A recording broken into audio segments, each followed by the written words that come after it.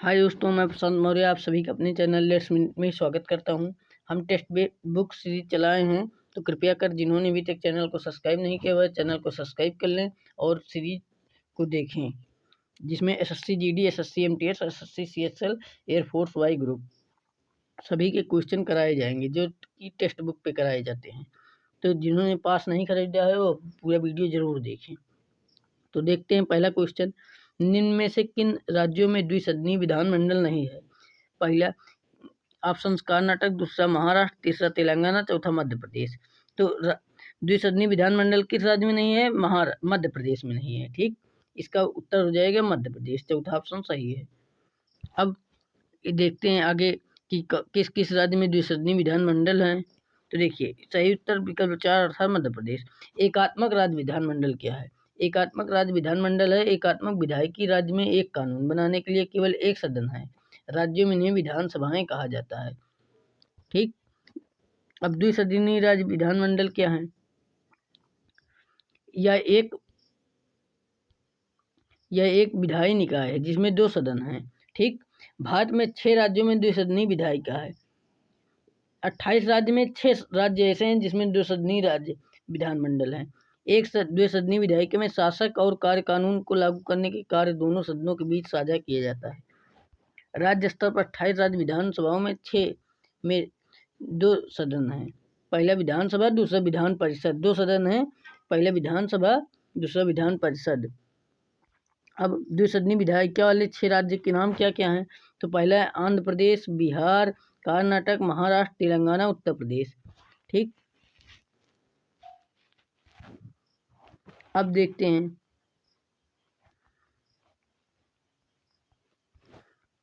निम्नलिखित में से किसने एक से अधिक कार्यकालों के लिए भारत के प्रधानमंत्री की कार्यकाल की सेवा की? ठीक, तो पहला ऑप्शन है मोरारजी देसाई, दूसरा ऑप्शन अटल बिहारी वाजपेयी, तीसरा ऑप्शन राजीव गांधी, चौथा ऑप्शन इंद्र कुमार गुजराल। तो इसका उत्तर कौन सा है? इसका उत्तर है अटल बिहारी वाजपेयी, दूसरा ऑप्शन सही है। ठीक, अब देखते हैं आगे इनके बारे में। अटल बिहारी वाजपेयी एक भारतीय राजनेता थे जिन्होंने 1996 में 13 दिनों की अवधि के लिए भारत के प्रधानमंत्री के रूप में 3 कार्यकालों की सेवा की। फिर 1998 में से 1999 13 महीने की अवधि के लिए, उसके बाद 1999 में 2004 तक कार्यकाल पूरा किया। ठीक, 3 बार। वाजपेयी भारतीय जनता पार्टी के सह संस्थापकों और वरिष्ठ नेता भाजपा में से एक थे। यह एक राष्ट्रवादी स्वयंसेवक समूह राष्ट्रीय स्वयंसेवक संघ के संस्थापक थे। वह भारतीय राष्ट्रीय कांग्रेस के बाहर पूर्ण कार्यकाल की सेवा देने वाले पहले प्रधानमंत्री थे। ठीक, भारतीय कांग्रेस के अलावा कोई भी प्रधानमंत्री जो बना है कार्यकाल वो पहले हैं अटल बिहारी वाजपेयी। ठीक, जो कि पूरा 5 दशकों में से अधिक समय तक वह भारतीय संसद के सदस्य थे। लोकसभा के 10 बार निम्न सदन और 2 बार राज्यसभा उच्च सदन के लिए चुने गए। लोकसभा के लिए 10 बार निम्न सदन और राज्यसभा उच्च सदन के लिए, ठीक, 2 बार राज्यसभा के लिए, लोकसभा के लिए 10 बार चुने गए। 2014 में नरेंद्र मोदी के प्रशासन ने घोषणा की कि वाजपेयी के जन्मदिन 25 दिसंबर को सुशासन दिवस के रूप में, अटल बिहारी वाजपेयी के जन्मदिन 25 दिसंबर को होता है जो कि सुशासन दिवस के रूप में है। तो अभी एक दिवस हमारा कंप्लीट हो गया कि सुशासन दिवस कब मनाया जाता है? 25 दिसंबर को। ठीक, अब देखते हैं अगला क्वेश्चन। भारत का कपड़ा मंत्री जनवरी 2021 में कौन है? तो भारत के कपड़ा मंत्री कौन है? राजनाथ सिंह पहला ऑप्शन, दूसरा ऑप्शन स्मृति ईरानी, तीसरा ऑप्शन निर्मला सीतारमण, चौथा ऑप्शन धर्मेंद्र प्रधान। तो देखिए इसका उत्तर हो जाएगा स्मृति ईरानी, स्मृति जुबिन ईरानी। ठीक, कपड़ा मंत्री हैं। अब देखते हैं आगे कौन क्या क्या है। स्मृति जुबिन ईरानी भारत की वर्तमान कपड़ा मंत्री हैं। ठीक, राजनाथ सिंह रक्षा मंत्री हैं, निर्मला सीतारमण वित्त मंत्रालय के मंत्री हैं और श्री हरदीप सिंह पुरी पेट्रोलियम और प्राकृतिक गैस मंत्री हैं। ठीक, उसके बाद धर्मेंद्र प्रधान शिक्षा मंत्री हैं। अब देखते हैं नेक्स्ट क्वेश्चन। अब क्या भरा जाएगा इसमें कि प्रत्येक वयस्क नागरिक के पास एक वोट होना चाहिए और प्रत्येक की एक मान्यता होनी चाहिए। पहले ऑप्शन से एक तंत्र, दूसरा ऑप्शन से लोकतंत्र, तीसरा ऑप्शन से धनिक तंत्र, चौथा ऑप्शन ईश्वर तंत्र। तो इसका उत्तर क्या होगा कि लोकतंत्र में प्रत्येक वयस्क नागरिक के पास एक वोट होने चाहिए और प्रत्येक एक मान्यता होना चाहिए। तो इसका उत्तर हो जाएगा लोकतंत्र, दूसरा ऑप्शन सही। ठीक, अब इसके बारे में आगे जानते हैं क्वेश्चन के। लोकतंत्र शासन का वह रूप है जहां जनता से चुने हुए प्रतिनिधियों से सरकार बनती है। ठीक, यहाँ लोकतंत्र में जनता द्वारा चुने जाते हैं। मतदान प्रत्येक वयस्क का अधिकार होता है कि व्यक्ति को सरकार के लिए प्रतिनिधि का चुनाव करना है। अतः किसी प्रतिनिधि को शासन करने के लिए मतदान करना जनता राज्य के शासन में भाग लेना हुआ। मतदान जन सहभागिता का एक तरीका है। या तो कोई व्यक्ति वोट देता है या चुनाव में खुद प्रतिनिधि के रूप में खड़ा होता है। ये राजनीति में शामिल होने के दो तरीके हैं। ठीक, अब इसका बहुत वो है। संविधान में हम भारतीय लोकतंत्र के आदर्शों को कहाँ पाते हैं? एक क्वेश्चन है कि संविधान में हम भारतीय लोकतंत्र के आदर्शों को कहाँ पाते हैं। तो पहला ऑप्शन प्रस्तावना, दूसरा ऑप्शन भाग 3, तीसरा भाग 4, चौथा भाग 1। ठीक, अब संविधान को हम भारतीय लोकतंत्र के आदर्शों में कहाँ पाते हैं? तो इसको हम प्रस्तावना में पाते हैं। ठीक, प्रस्तावना कहाँ से लिया गया था? यूएसए से लिया गया था।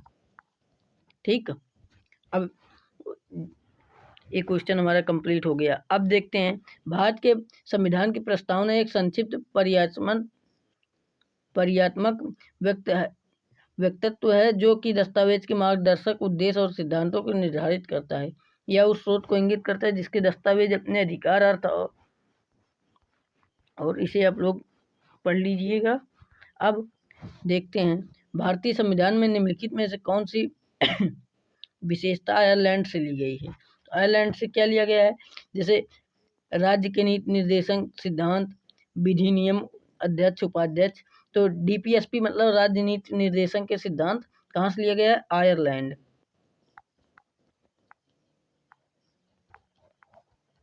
उसके बाद विधि नियम कहाँ से लिया गया है? ब्रिटेन से, ब्रिटेन। अध्यक्ष और उपाध्यक्ष मतलब राष्ट्रपति उपराष्ट्रपति कहाँ से लिया गया है? तो ये लिया गया है यूएसए से। ठीक, अब देखते हैं तो निम्नलिखित भारतीय संविधान में निम्नलिखित में कौन सी विशेषता आयरलैंड से ली गई है? तो राज्य के नीति निर्देशक सिद्धांत आयरलैंड से लिया गया है। इसका पहला ऑप्शन से 1 और 2, दूसरा ऑप्शन से 2 और 3, तीसरा ऑप्शन से केवल 3, चौथा ऑप्शन से केवल 1। इसका उत्तर कौन सा हो जाएगा सही? केवल 1। राज्य के नीति निर्देशक तत्व आयरलैंड से लिए गए हैं। अब देखते हैं सही विकल्प यानी 4। अब आयरलैंड से ली गई विशेषता इस प्रकार है। राज्य के निर्देशक तत्व।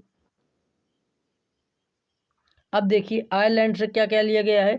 राज्य के नीति निर्देशक तत्व, राज्यसभा और राष्ट्रपति के चयन की प्रक्रिया, ये चीज आयरलैंड से ली गई है।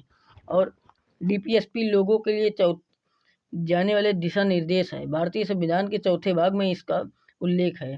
ठीक, भाग नंबर 4 में इसका उल्लेख है डीपीएसपी का, नीति निर्देशक तत्व का। अब ब्रिटेन से ली गई विशेषताएं क्या क्या हैं? विधि नियम है, संसदीय प्रणाली है, कायिक का कार्यालय है और एकल नागरिकता है, जो कि ब्रिटेन से लिया गया है। और राष्ट्रपति उपराष्ट्रपति या अध्यक्ष उपाध्यक्ष, मौलिक अधिकार, नगर पालिका और प्रस्तावना को यूएसए मतलब अमेरिका से लिया गया है। ठीक, अब देखते हैं अगला क्वेश्चन। भारत के राष्ट्रीय ध्वज में अशोक चक्र क्या दर्शाता है? तो पहला शांति का पहिया, दूसरा समृद्धि का पहिया, तीसरा धर्म के नियम का पहिया, चौथा अधिकार का पहिया। तो राष्ट्रीय ध्वज में अशोक चक्र क्या दर्शाता है? धर्म के नियम का पहिया, मतलब तीसरा ऑप्शन सही है, धर्म के नियम का पहिया। अब देखते हैं क्वेश्चन के बारे में। भारत के राष्ट्रीय ध्वज के केंद्र में अशोक चक्र धर्म के नियम का पहिया है। ठीक, अशोक चक्र के धर्म के रूप में माना जाता है। इस समय चक्र के नाम से भी जाना जाता है, समय चक्र। और इसमें 24 क्षणों में मिलकर एक बना पहिया होता है, 24 तीलियां होती हैं। और भारत का राष्ट्रीय ध्वज पिंगली वेंकैया द्वारा डिजाइन किया गया है। एक क्वेश्चन बहुत इंपॉर्टेंट है कि भारत का राष्ट्रीय ध्वज किसके द्वारा डिजाइन किया गया है? तो पिंगली वेंकैया, ये बहुत इंपॉर्टेंट है, इसको हम पिंगली वेंकैया द्वारा डिजाइन किया गया। भारत का राष्ट्रीय ध्वज पिंगली वेंकैया द्वारा डिजाइन किया गया है। तो अगला क्वेश्चन है, राष्ट्रीय ध्वज को 1947 में 22 जुलाई को अपनाया गया था। कब? 1947 में 22 जुलाई को, देश आजाद होने से पहले। अब देखते हैं, अशोक महान व मौर्य राजवंश के भारतीय सम्राट थे। पिता बिंदुसार थे। उनके अध्यादेशों में अनेक देवनाम प्रिय देवताओं को प्रिय कहा गया है। ठीक, उन्होंने कलिंग युद्ध 261 ईसा पूर्व के बाद प्राचीन इतिहास में बौद्ध धर्म का प्रसार का बढ़ावा दिया। वर्ष 232 ईसा पूर्व में उनकी मृत्यु हो गई। ठीक, अब देखते हैं आगे, अशोक महान को क्यों लिया गया? क्योंकि अशोक महान, यही अशोक चक्र के नाम से जाना जाता है। अशोक महान को, मतलब अशोक महान के द्वारा अशोक चक्र का निर्माण किया गया था। अब भारतीय संविधान में कौन सा अनुच्छेद मौलिक अधिकारों को संबंधित है? तो मौलिक अधिकारों से कौन सा अनुच्छेद संबंधित है? पहला ऑप्शन अनुच्छेद 343, दूसरा ऑप्शन अनुच्छेद 51A, तीसरा ऑप्शन अनुच्छेद 36 से 50, चौथा ऑप्शन अनुच्छेद 12 से 35। तो क्या कहे हैं? मौलिक अधिकारों से संबंधित कौन सा है? तो मौलिक अधिकारों से संबंधित है अनुच्छेद, देखिए मौलिक अधिकारों से कौन संबंधित है? अनुच्छेद 12 से 35 मौलिक अधिकारों से संबंधित है। ठीक, अब कौन से भाग में आता है? इसके पहले हम बना चुके हैं कौन सा वीडियो, जिसमें कि अनुसूची, पूरी अनुसूची पढ़ाई गई है। अनुसूची जो कि पॉलिटी के लिए बेहद जरूरी है। तो आप लोग जिन्होंने नहीं देखा है वो कृपया जाके प्लेलिस्ट में देख लें। सही उत्तर अनुच्छेद 12 से 35। अब देखिए, भारतीय संविधान का अनुच्छेद 12 से 35 मौलिक अधिकारों से संबंधित है। किससे मौलिक अधिकार संबंधित है? उसके बाद यह भारतीय संविधान के भाग 3 में निहित है। ठीक, भारत का संविधान सभी नागरिकों को 6 मौलिक अधिकार प्रदान करता है। अनुच्छेद 343 में क्या है? अनुच्छेद 343 में आधिकारिक भाषा के रूप में उल्लेख है। अनुच्छेद 51 में भारत के नागरिकों को मौलिक कर्तव्य से संबंधित है। अनुच्छेद 36 से 50 नीति निर्देशक सिद्धांत को विस्तृत किया गया, जो कि कहाँ से लिया गया था? आयरलैंड से, डीपीएसपी, इसे डीपीएसपी के नाम से भी जानते हैं, नीति के निर्देश सिद्धांत। अब आयरलैंड से लिया गया। अब देखते हैं अगला क्वेश्चन, भारतीय संविधान में कौन सा अनुच्छेद भारत के चुनाव आयोग की स्थापना से संबंधित है? तो भारत के चुनाव आयोग से कौन सा अनुच्छेद संबंधित है? पहला ऑप्शन है अनुच्छेद 324, दूसरा अनुच्छेद 148, तीसरा अनुच्छेद 342, चौथा अनुच्छेद 325। तो कौन संबंधित है? अनुच्छेद 324।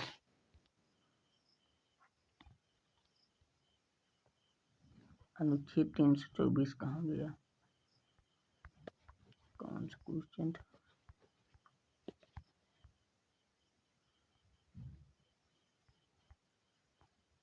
तो वित्त आयोग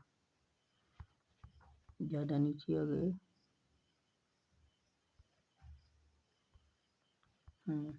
देखते हैं कि भारत का चुनाव आयोग की स्थापना संबंधित कौन सा है? तो अनुच्छेद 324 है। ठीक, अब देखते हैं अगला क्वेश्चन। अब इसके बारे में जानते हैं। अनुच्छेद 324 निर्वाचन आयोग में निहित होने वाले चुनाव के अधीक्षण, निर्देशांक और नियंत्रण का है। अनुच्छेद 148 भारत के नियंत्रक और महालेखा परीक्षक का है। ठीक, उसके बाद अनुच्छेद 342 अनुसूचित जनजाति का है। अनुच्छेद 325 धर्म, वर्ग, जाति, लिंग इनमें से किसी भी आधार के निर्वाचक नामावली में शामिल होने के लिए अयोग्य नहीं होगा।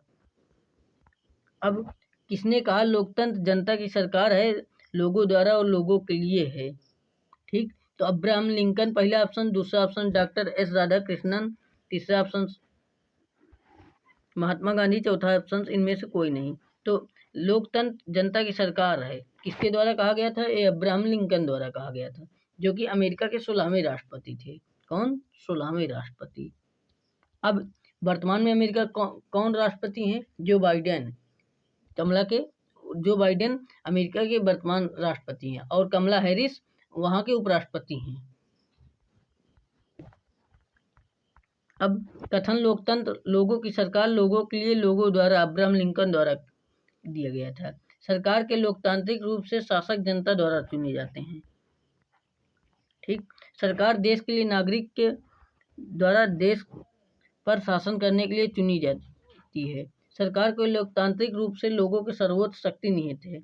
जनता सीधे अपनी शक्ति का प्रयोग करती है। लोकतंत्र में बहुमत शासन कराता है।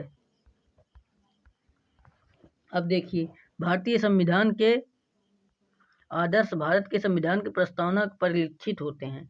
तो पहला ऑप्शन दर्शन, यहाँ क्या भरा जाए? भारतीय संविधान के दर्शन और आदर्श के भारत के संविधान परिलक्षित होते हैं, या विधि, या नीतियाँ, या अधिनियम।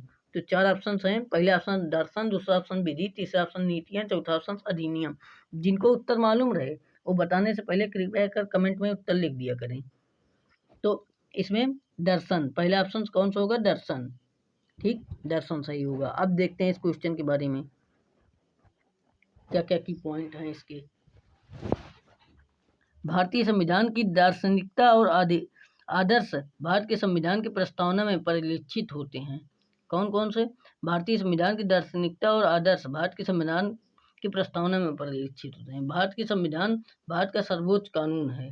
26 जनवरी 1950 को भारत का संविधान लागू हुआ था और बनकर कब हुआ, तैयार हुआ था? 26 नवंबर 1949 को। इसलिए संविधान दिवस कब मनाया जाता है? 26 नवंबर को मनाया जाता है। भारतीय संविधान दुनिया का सबसे लंबा है। दुनिया में सबसे बड़ा संविधान भारत का संविधान है। भारतीय संविधान 2 साल 11 महीने 18 दिन में बनकर तैयार हुआ था। ठीक, एक क्वेश्चन इंपॉर्टेंट है, एयरफोर्स में कई बार एक क्वेश्चन पूछा भी गया है और SSC GD में भी पूछा गया है। भारत का संविधान एक प्रस्तावना से शुरू होता है जिसमें संविधान के मूल आदर्शों और सिद्धांत शामिल हैं। ठीक, अब उसके बाद अगले क्वेश्चन पे आते हैं। मतलब अभी प्रस्तावना के बारे में अब जानते हैं। प्रस्तावना को भारतीय संविधान का परिचय पत्र कहा जाता है।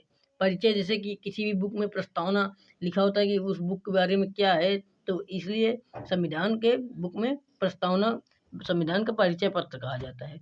यह भारत के सभी न्यायिकों को न्याय, स्वतंत्रता, समानता प्रदान और लोगों को भातृत्व को बढ़ावा देता है।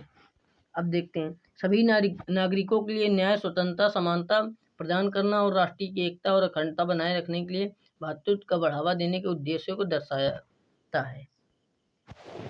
प्रस्तावना में 42वें संविधान संशोधन अधिनियम 1976 द्वारा संविधान संशोधन किया गया था। 42वें संविधान संशोधन में प्रस्तावना में संशोधन हुआ था। वही एक बार हुआ था प्रस्तावना में संशोधन, जो कि 1976 में हुआ था, 42वां संविधान संशोधन, जिसमें 3 नए शब्द कौन इंपॉर्टेंट है, कौन कौन से? समाजवादी, धर्मनिरपेक्ष और अखंडता को जोड़ा गया था। 42वें संविधान संशोधन में 3 नए शब्द जुड़े थे, समाजवादी, धर्मनिरपेक्ष और अखंडता जोड़ा गया था प्रस्तावना में। अब देखते हैं अगला क्वेश्चन, भारतीय पेटेंट अधिनियम किस वर्ष में पारित किया गया था? भारतीय पेटेंट अधिनियम किस वर्ष में पारित किया गया था? पहला ऑप्शन 1960, दूसरा ऑप्शन 1970, तीसरा ऑप्शन 1980, चौथा ऑप्शन 1990।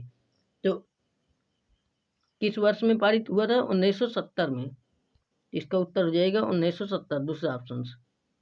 ठीक, अब देखते हैं भारतीय पेटेंट अधिनियम के बारे में।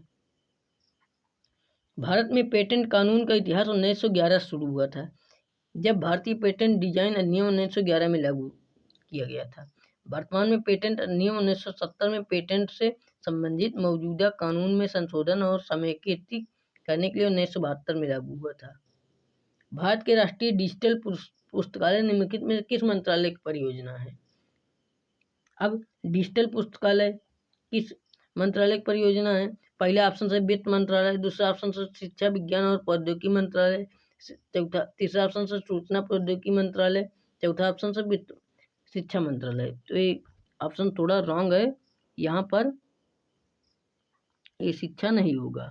ठीक, विज्ञान और प्रौद्योगिकी मंत्रालय, इसका उत्तर हो जाएगा शिक्षा मंत्रालय। ठीक, शिक्षा मंत्रालय द्वारा। अब क्या है देखते हैं। सही जवाब मानव संसाधन विकास मंत्रालय, जिसे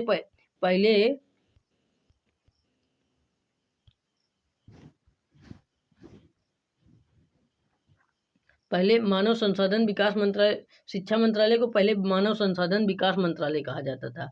ये इम्पोर्टेंट है कि मानव संसाधन विकास मंत्रालय किसे कहा जाता था, शिक्षा मंत्रालय को। अब देखते हैं भारतीय राष्ट्रीय डिजिटल पुस्तकालय शिक्षा मंत्रालय भारत सरकार के तत्वावधान में भारतीय प्रौद्योगिकी संस्थान खड़गपुर ठीक द्वारा विकसित सूचकांक और संचार प्रौद्योगिकी परियोजना के माध्यम से शिक्षा पर एक राष्ट्रीय मिशन है। शिक्षा मंत्रालय को पहले मानव संसाधन विकास मंत्रालय के रूप में जाना जाता था। ठीक, ये इम्पोर्टेंट लाइन है कि शिक्षा मंत्रालय को पहले किस नाम से जाना जाता था, तो मानव संसाधन विकास मंत्रालय के रूप में जाना जाता था। अब देखते हैं अगला क्वेश्चन।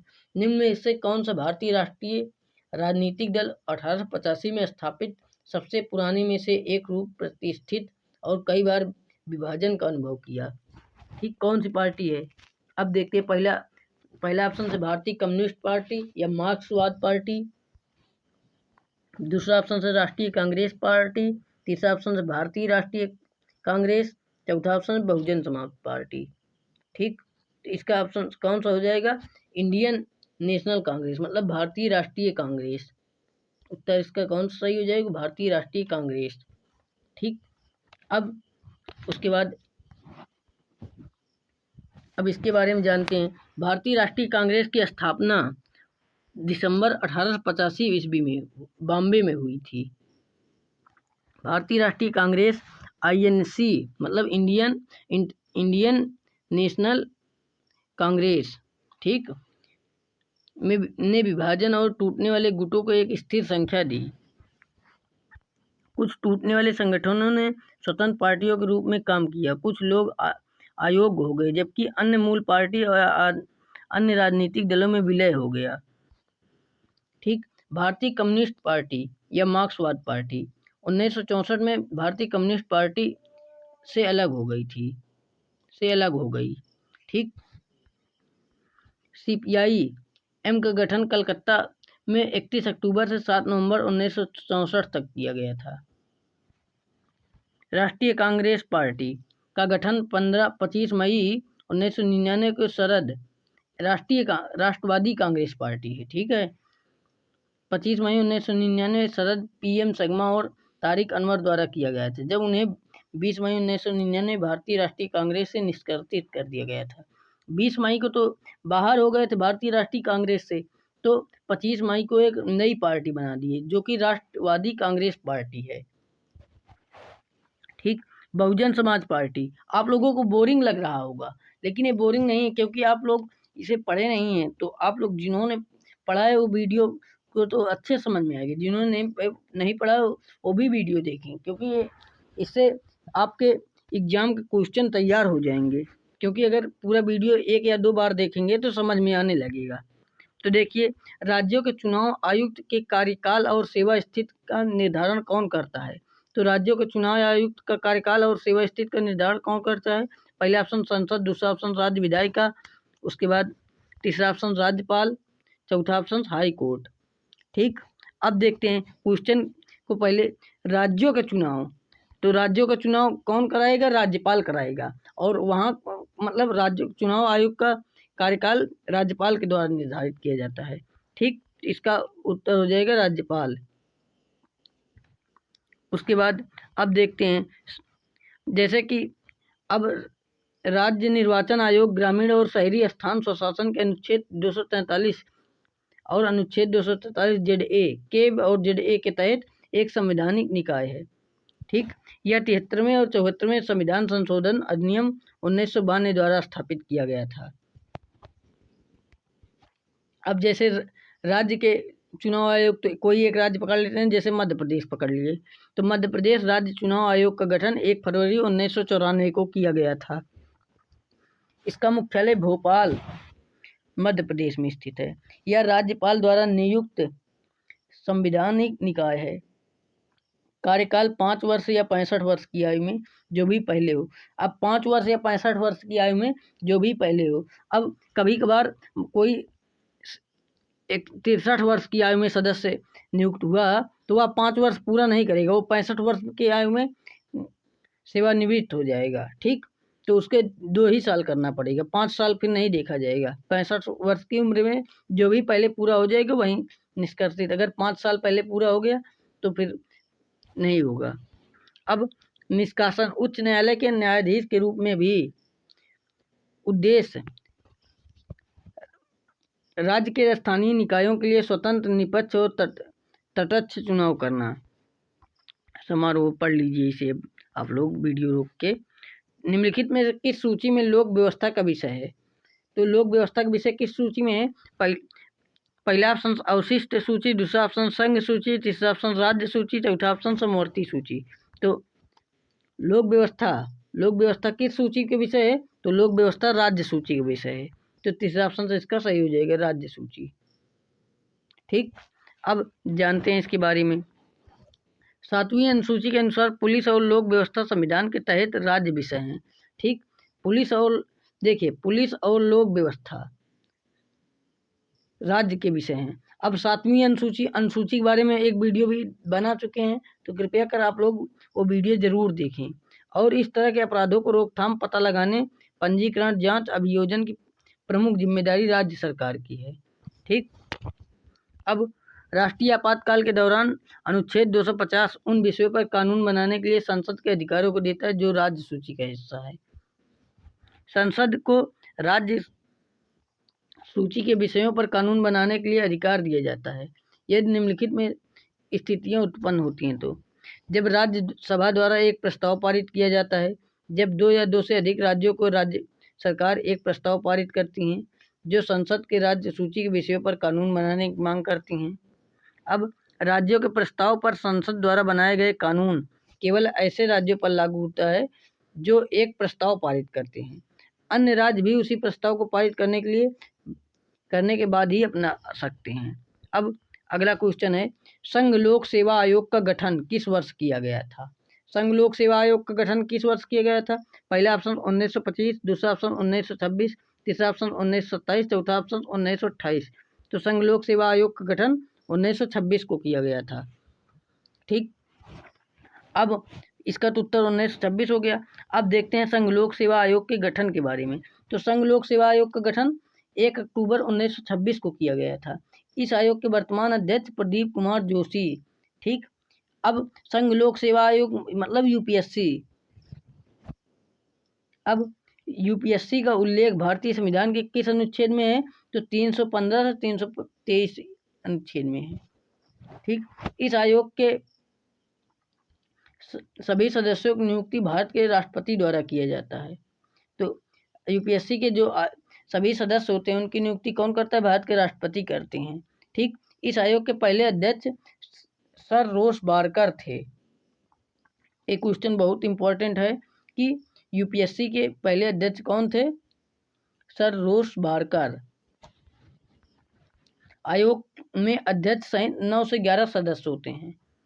प्रत्येक सदस्य 6 वर्ष की अवधि के लिए, जब तक व्यक्ति 65 वर्ष की आयु नहीं प्राप्त करता है। इसमें भी 6 साल और 65 साल है। जैसे उसमें 5 साल और 65 साल था, इसमें 6 साल और 65 साल है। जो पहले पूरा हो गया वही। आयोग के कार्य में सिविल सेवकों की भर्ती, पदोन्नत करता है। इन सेवकों को स्थानांतरण करना और पेंशन देना शामिल करना है। आयोग के सदस्य को लाभ, पद, दिवालियापन और अवस्थित मान और शरीर का आधार पर हटाया जाता है। प्रधानमंत्री का चुनाव कौन करता है? तो पहला ऑप्शन से मंत्रिपरिषद, दूसरा ऑप्शन से मुख्यमंत्री, तीसरा ऑप्शन संसद के सदस्य, चौथा ऑप्शन संसद के सदस्य और विधानसभा के सदस्य। तो प्रधानमंत्री के चुनाव कौन करता है? प्रधानमंत्री के चुनाव संसद के सदस्य करते हैं। ठीक, तीसरा ऑप्शन सही है। अब देखते हैं, अनुच्छेद 75 के अनुसार प्रधानमंत्री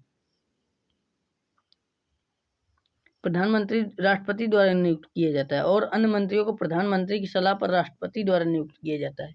प्रधानमंत्री कौन नियुक्त करता है? राष्ट्रपति, और जो अन्य मंत्री होते हैं उन्हें भी राष्ट्रपति नियुक्त करता है, क्योंकि प्रधानमंत्री की सलाह पर। ठीक, राष्ट्रपति के प्रसाद पर्यंत मंत्री पद संभालेंगे।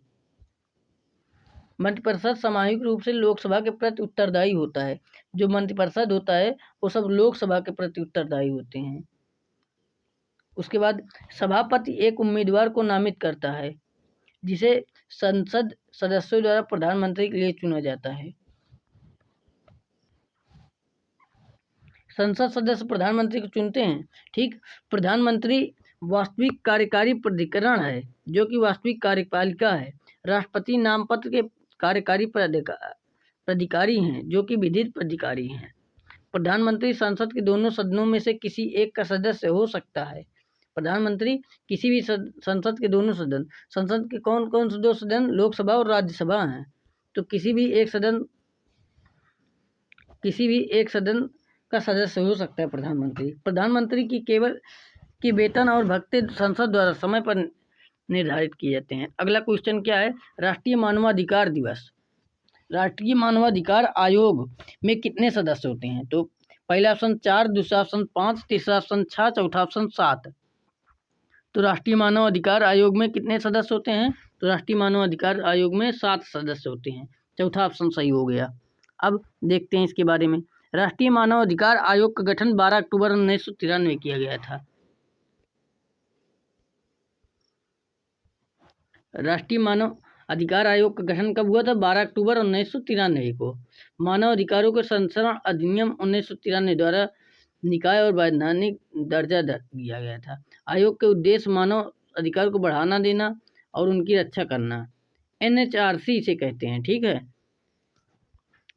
NHRC के एक अध्यक्ष और 7 अन्य सदस्यों से बना होता है। इसमें 8 सदस्य होते हैं, मतलब एक अध्यक्ष होता है और 7 अन्य सदस्य भी होते हैं। 7 सदस्यों में से 3 सदस्य पदेन सदस्य हैं। ठीक, उसके बाद NHRC अध्यक्ष और सदस्यों की नियुक्ति भारत के राष्ट्रपति द्वारा प्रधानमंत्री की अध्यक्षता वाली एक उच्चाधिकार प्राप्त समिति की सिफारिश पर की जाती है।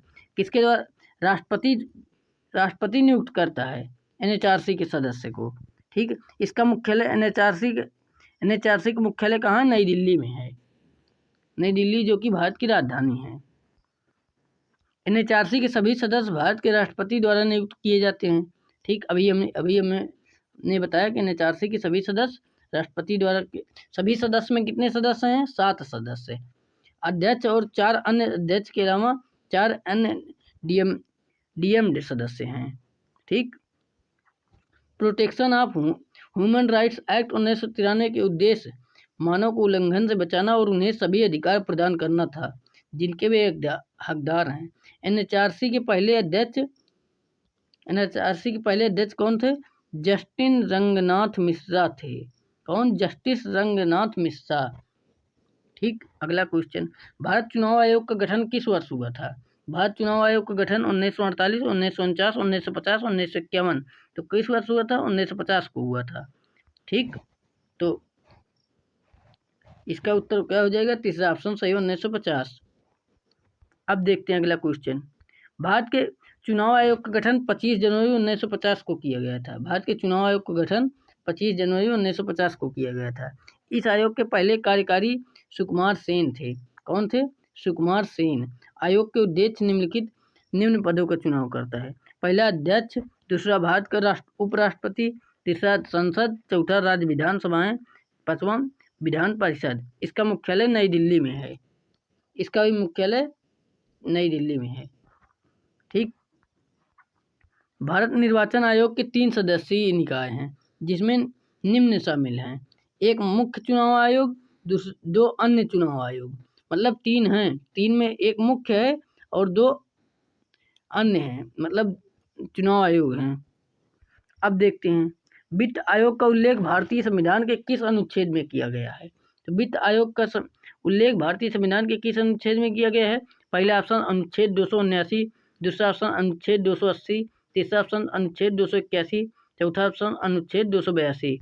तो वित्त आयोग का उल्लेख 280 अनुच्छेद 280 में किया गया है।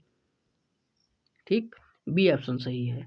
अब देखते हैं अगला। इसके बारे में। वित्त आयोग का गठन 22 नवंबर 1951 को हुआ था। अभी थोड़ा नए हैं तो आप लोग सब्सक्राइब कर लीजिए, क्योंकि अब हम डिजिटल बोर्ड पे आ जाएंगे जल्द ही से।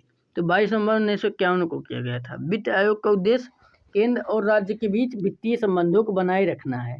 ठीक, इसका मुख्यालय दिल्ली में भी है। मतलब वित्त आयोग, चुनाव आयोग, इसका सबका मुख्यालय दिल्ली में है। वित्त आयोग के पहले कार्यकारी शिक्षित चंद्र नियोगी थे। अब तक वित्त आयोग 15 आयोगों का गठन किया गया है। भारत में वर्तमान में वित्त आयोग नंद किशोर सिंह हैं। वर्तमान में अध्यक्ष और 4 अन्य सदस्य होते हैं। अध्यक्ष की योग्यता में शामिल है उनके मानसिक रूप से सदस्य होना, उसे लाभ पर किसी पद पर नहीं होना चाहिए। जो सदस्य होते हैं मानसिक रूप से स्वस्थ होना चाहिए, उसे लाभ पर किसी पद का नहीं होना चाहिए। तो अगला क्वेश्चन कौन सा है, निम्नलिखित में से कौन सा राज्य नौकरशाही द्वारा किया जाता है, कौन सा कार्य। तो ये क्वेश्चन बहुत इंपॉर्टेंट है कि नौकरशाही द्वारा कौन सा कार्य किया जाता है। तो पहला सरकारी नीतियों को लागू करना, दूसरा शासन प्रबंध, तीसरा मंत्रियों की मदद करना, चौथा उपयोग सभी। तो कार्य नौकरशाही द्वारा क्या किया जाता है, सरकारी नीतियों का लागू करना, शासन प्रबंधन, ये दोनों, और मंत्रियों की मदद तीनों करना। ये मंत्रियों की मदद करना भी है साक्षर। ठीक, उसके बाद अब इसका ऑप्शन कौन सा सही हो जाएगा कि उपयोग सभी, जितने ऑप्शन हैं सब सही हैं। उसके बाद अब देखते हैं, सही उत्तर उपयोग सभी है। नौकरशाही का काम सभी नीतियों को जांच करना है। ठीक, नीतियों और प्रशासन आज को लागू करना होता है। उसके बाद सिविल सेवा या नौकरशाही उन पेशेवर गठन करती हैं स्थायी और वेतन भोगी कर्मचारी होते हैं, जो सरकार के कर्मचारी अंग का पड़ोस होते हैं। नौकरशाही राज्य के निर्माण के लिए नीतियों के कार्यान्वयन के लिए होते हैं, अपने स्वयं के निर्देशांक से निर्धारित करती हैं। प्रत्येक राष्ट्र किसी न किसी रूप से नौकरशाही शाहों द्वारा चलाया जाता है। सरकार को प्रत्येक कार्य इन निर्वर्तित अधिकारियों के देखरेख में किया जाता है। अब अगला क्वेश्चन हमारा 25 क्वेश्चन हम कराएंगे। ठीक, सभी केंद्रीय मंत्री किसके द्वारा नियुक्त किए जाते हैं। तो सभी केंद्रीय मंत्री जो कि केंद्रीय मंत्री हैं किसके द्वारा नियुक्त किए जाते हैं। पहला ऑप्शन सुप्रीम कोर्ट के मुख्य न्यायाधीश, दूसरा ऑप्शन राष्ट्रपति, तीसरा ऑप्शन उपराष्ट्रपति, चौथा ऑप्शन प्रधानमंत्री। तो जैसे कि प्रधानमंत्री और जो मंत्री होते हैं किसके द्वारा नियुक्त किए जाते हैं, राष्ट्रपति के द्वारा नियुक्त किए जाते हैं। प्रधानमंत्री तो राष्ट्रपति के द्वारा नियुक्त किया जाता है, और जो अन्य मंत्री होते हैं राष्ट्रपति के द्वारा नियुक्त किए जाते हैं, लेकिन प्रधानमंत्री की सलाह पर नियुक्त किए जाते हैं। अब देखते हैं अगला क्वेश्चन, सभी केंद्रीय मंत्रियों की नियुक्ति राष्ट्रपति द्वारा की जाती है। ठीक, उसके बाद अनुच्छेद 73 के अनुसार केंद्रीय मंत्रियों को गोपनीयता की शपथ भारत को राष्ट्रपति द्वारा दिलाई जाती है। संसद के वेतन भत्ता पेंशन अधिनियम 1954 में शामिल है, और इस अधिनियम को उल्लेखित नियमों और कानूनों को शामिल किया गया है। वे संसद द्वारा सामूहिक रूप से निर्धारित किए जाते हैं। राष्ट्रपति की कार्य शक्तियाँ क्या क्या हैं। तो राष्ट्रपति की कार्य शक्तियाँ हैं, राष्ट्रपति द्वारा शक्तियों का उपयोग और किए गए कार्यों का अध्ययन निम्नलिखित प्रमुखों के तहत किया जाता है। कार्यकारी शक्तियाँ हैं राष्ट्रपति की, विधायी शक्तियाँ, वित्तीय शक्तियाँ। ठीक, उसके बाद न्यायिक शक्तियाँ, राजनयिक शक्तियाँ, सैन्य शक्तियाँ, आपातकालीन शक्तियाँ। इतनी शक्तियाँ हैं कि जो कि राष्ट्रपति की है। अब अगला क्वेश्चन, निम्नलिखित में से किसने 1965 में पाकिस्तान के साथ युद्ध के दौरान देश के प्रधानमंत्री का पद संभाला था। 1965 में जब पाकिस्तान और भारत का युद्ध हुआ था तो उस समय प्रधानमंत्री कौन थे। तो पहला ऑप्शन इंदिरा गांधी, दूसरा ऑप्शन जवाहरलाल नेहरू, तीसरा ऑप्शन लाल बहादुर शास्त्री, चौथा ऑप्शन राजीव गांधी। तो 1965 में प्रधानमंत्री लाल बहादुर शास्त्री थे। ठीक, उसके बाद लाल बहादुर शास्त्री के बारे में जानते हैं। लाल बहादुर शास्त्री का जन्म 2 अक्टूबर को हुआ था, 2 अक्टूबर 1904 को। अब 2 अक्टूबर को महात्मा गांधी और लाल बहादुर शास्त्री दोनों लोगों का जन्मदिन हुआ था। को मुगल सराय के उत्तर प्रदेश में हुआ था। उन्हें वर्ष 1926 में शास्त्री की उपाधि मिली थी। 1930 में सविनय अवज्ञा आंदोलन में भाग लिया था। ठीक, उन्हें असहयोग आंदोलन के दौरान गिरफ्तार भी किया गया था, लेकिन कम उम्र के कारण उन्हें छोड़ दिया गया था। पाकिस्तान के साथ 1965 में जो युद्ध हुआ था उस दौरान गंभीर सूखे का सामना करना पड़ा। तब शास्त्री जी ने देशवासियों को एक दिन का उपवास करने की अपील की थी। उन्होंने जय जवान जय किसान का नारा दिया था। ये इम्पोर्टेंट है कि जय जवान जय किसान का नारा किसने दिया था, तो लाल बहादुर शास्त्री ने दिया था। 11 जनवरी 1966 को ताशकंद में उनका निधन हो गया। इंदिरा गांधी भारत की पहली महिला प्रधानमंत्री हैं। भारत की पहली महिला प्रधानमंत्री कौन है? इंदिरा गांधी हैं। ठीक, उसके बाद जवाहरलाल नेहरू भारत के पहले प्रधानमंत्री हैं। जवाहरलाल नेहरू कौन है? भारत के पहले प्रधानमंत्री हैं। ठीक, अब अगला क्वेश्चन है, भारत के राष्ट्रपति को कितनी बार चुना जा सकता है? तो पहला ऑप्शन 2 बार, दूसरा ऑप्शन कितनी भी बार, तीसरा ऑप्शन 3 बार, चौथा ऑप्शन 6 बार। तो भारत के राष्ट्रपति को कितनी भी बार चुना जा सकता है, कोई इसकी लिमिट नहीं है। ठीक, अब किसी व्यक्ति के संविधान के प्रावधानों को तहत सभी आवश्यकताओं को पूरा करने से पहले संवैधानिक रूप से कई बार चुना जा सकता है। राष्ट्रपति पद के लिए योग्य होने के लिए संविधान का अनुच्छेद 58 के प्रमुख आवश्यकताओं को निर्धारित करता है, जिसे पूरा किया जाना चाहिए। अब राष्ट्रपति होने की उम्मीद क्या क्या है? भारत का नागरिक होना चाहिए, 35 या उससे अधिक आयु का होना चाहिए, लोकसभा के सदस्य बनने का योग्य होना चाहिए। ठीक, यदि कोई व्यक्ति भारत सरकार या किसी राज्य की सरकार के अधीन लाभ पर का कोई पद रखता है या किसी उनमें से किसी सरकार के आधिकारिक क्षेत्र में किसी स्थानीय और अन्य अधीन पर है, तो उसे राष्ट्रपति चुने जाने का हकदार नहीं होगा। ठीक, तो हमारे 25 क्वेश्चन कंप्लीट हो गए। तो कृपया कर जिन्होंने अभी तक चैनल को सब्सक्राइब नहीं किया है वह चैनल को सब्सक्राइब कर लें और वीडियो को ज़्यादा से ज़्यादा शेयर करें। और प्लेलिस्ट में जियोग्राफी के 25 बेहतरीन क्वेश्चन कराए गए हैं। कृपया कर आप लोग प्लेलिस्ट में जाके वो वीडियो ज़रूर देखें। और जो इंस्टाग्राम चलाते हैं उन्हें लिंक डिस्क्रिप्शन में है, वो हमें फॉलो कर सकते हैं। थैंक यू वीडियो पूरा देखने के लिए।